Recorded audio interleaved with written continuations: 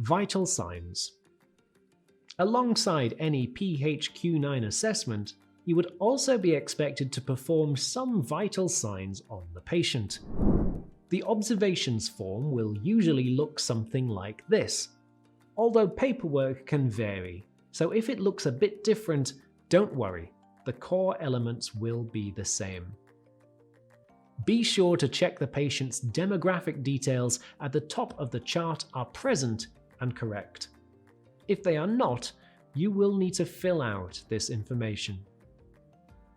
As usual, the BP is recorded by marking a dotted line between the systolic and the diastolic pressure.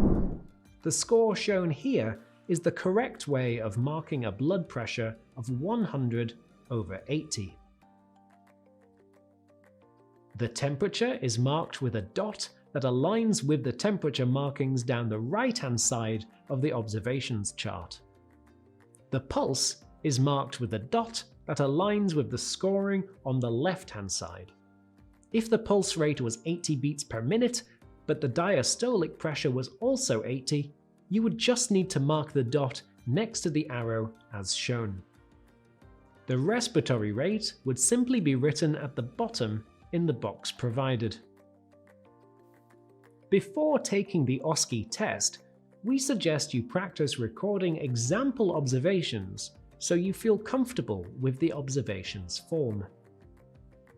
Our top tip to save time when conducting observations is to do some of the observations at the same time.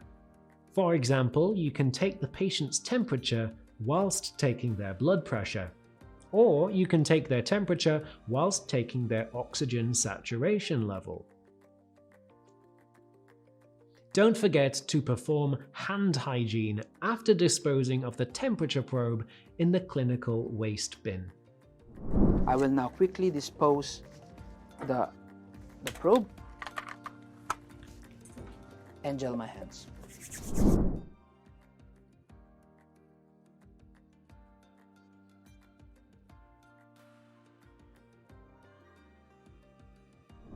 Remember, if any of the vital signs are too high, you would need to monitor according to the NEWS2 thresholds.